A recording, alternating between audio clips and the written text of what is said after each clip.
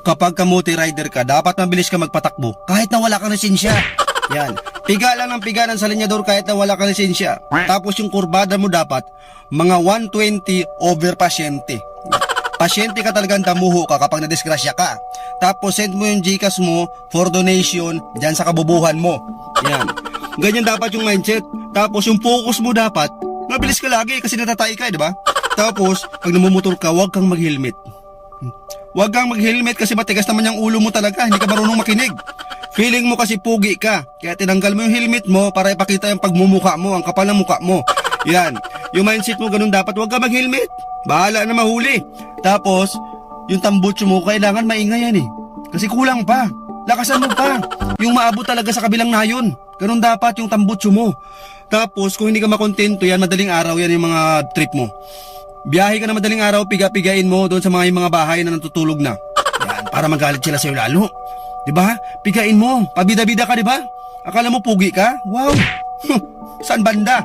Diba? Tapos, piga-pigain mo pag hindi ka na kontento, yung tainga mo, ilapit mo sa tambutso, ikunik mo doon. Tapos, pigain mo ng gusto para marinig mo. Para matauhan ka. Ganun dapat yung mindset. Yung focus mo kasi dyan, dapat piga lang ng piga. Pigain mo hanggang bahala ka kung saan ka mapunta, bahala ka sa buhay mo. Diba ganun dapat? Tapos yung angkas mo, pag umangkas sa'yo yung angkas mo, makapadasal talaga ng 10 beses. Hindi mo alam kung saan yung punta nito. May patutunguhan pa ba to o kabilang buhay na? Yung National Highway, gawin yung racetrack. Paangat-angatin nyo yung motor nyo, dyan, magpasikat kayo, kasi nga feeling nyo, kayo yung gumawa ng kalsada na yan, kayo yung may-ari. Ang laki ng ambag nyo dyan, mga 3 simplang, kasi yung focus mo dapat yan, sa linyador lang. Huwag mong intindihin yung nasa kalsada. Yung kurbada, sagarin mo hanggang bangin, yan, doon ka. Tapos, dapat yung focus mo niyan lagi, magaling ka. Isipin mo sarili mo na para kang si Ben Gasol. Ay hindi, Ben Diesel pala, di ba idol mo yon? Napanood mo kasi mga movie nun, yung mga nagalipad-lipad kaya ginagaya mo. Wow, para kang bata. Yun, dapat yung mindset mo. Kasi dapat focus mo yung goal mo na lagi kang natatae magpatakbo, sobrang bilis. Napapagkamalan kang natatae, akala mo kung pogi ka, hindi. Pakiramdam namin sa'yo, natatae ka.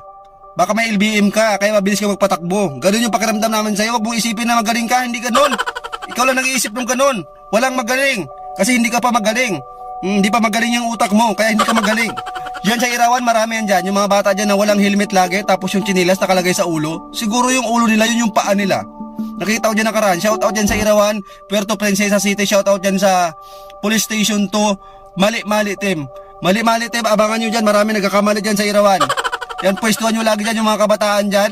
Yung mga 14, 18, 17 yung edad. Wow! Sila pang lalakas ng loob ang patakbo ng mabilis. Wala namang mga lisensya yung mga yan. Yung lisensya niyan galing lang sa magulang. Yun, nagpaalab, yun yung lisensya niya. Pero walang license yan, walang driver license yan. Abangan nyo dyan. Pag nakita nyo, dalhin nyo sa akin. Akong bahala. Anuhin ko lang, i-briefing ko lang ba ng mga kung ano mga technique ba para maging kamuti talaga siya. Ayun nila mga focus ako.